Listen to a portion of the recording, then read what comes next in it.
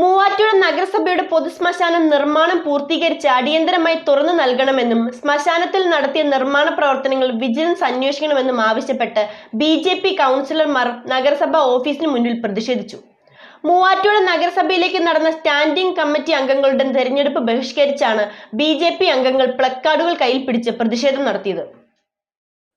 കഴിഞ്ഞ ഒരു മാസക്കാലമായി അടച്ചിട്ടിരിക്കുന്ന മൂവാറ്റുപുഴ നഗരസഭയുടെ പൊതുശ്മശാനം നിർമ്മാണം പൂർത്തീകരിച്ച് അടിയന്തരമായി തുറന്നു നൽകുക, ശ്മശാനത്തിൽ നടത്തിയിട്ടുള്ള നിർമ്മാണങ്ങൾ വിജിലൻസ് അന്വേഷിക്കുക തുടങ്ങിയ ആവശ്യങ്ങൾ ഉന്നയിച്ചുകൊണ്ടാണ് കൗൺസിലർമാരായ മനോജ് ജി, ജയകൃഷ്ണൻ നായർ എന്നിവർ നഗരസഭാ കവാടത്തിനു മുന്നിൽ പ്രതിഷേധിച്ചത്.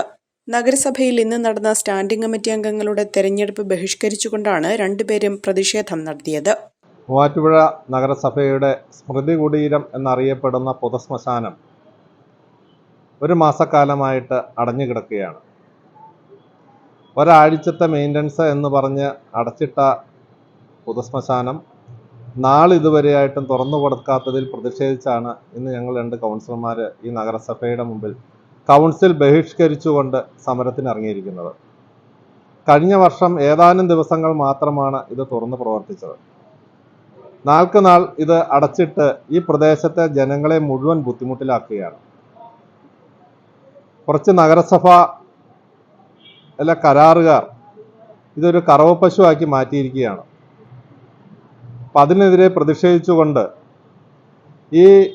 ഇത് നല്ല രീതിയിൽ ഇതിൻ്റെ പ്രവർത്തനം കൊണ്ടുപോകണം എന്നാവശ്യപ്പെട്ടുകൊണ്ടാണ് ഇപ്പോൾ ഞങ്ങൾ രംഗത്ത് ഇറങ്ങിയിരിക്കുന്നത്. ഇവിടെ ഒരു മൃതദേഹം സംസ്കരിക്കണമെങ്കിൽ കിലോമീറ്ററുകൾ അപ്പുറമുള്ള കാലടിയിലും പെരുമ്പാവൂരും അതുപോലെ തന്നെ തൊടുപുഴയിലും ഒക്കെ പോയി മൃതദേഹം സംസ്കരിക്കേണ്ട ഒരു അവസ്ഥയിലേക്ക് വന്നിരിക്കുകയാണ്. ഇത് ഒരു കാരണവശാലും അംഗീകരിച്ചു കൊടുക്കാൻ പറ്റുന്ന ഒരു കാര്യമല്ല.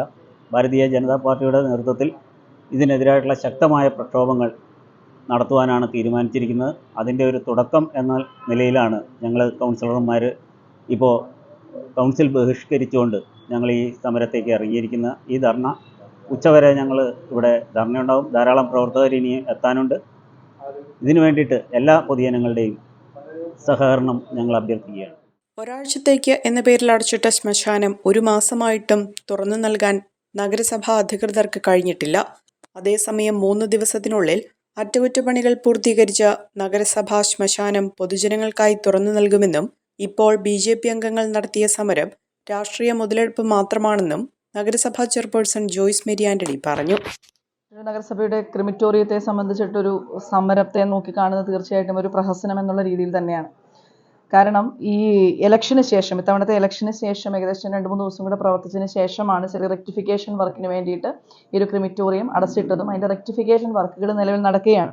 പെയിൻറ്റിംഗ് ഉൾപ്പെടെ ക്രിമേഷൻ ബെഡിനാണ് കംപ്ലൈൻറ്റ് വന്നേക്കുന്നത്. ആ ബെഡ് നമ്മൾ റീപ്ലേസ് ചെയ്യുകയാണ്.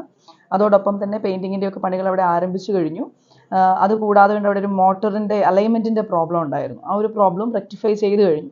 2-3 ദിവസത്തിനുള്ളിൽ വീണ്ടും അത് റീസ്റ്റാർട്ട് ചെയ്യുക തന്നെയാണ്. അപ്പോൾ അത് അറിഞ്ഞുകൊണ്ടുള്ള ഒരു പ്രഹസനം തന്നെയായിട്ടാണ് ഈ ഒരു സമരത്തെ നോക്കിക്കാണുന്നത്.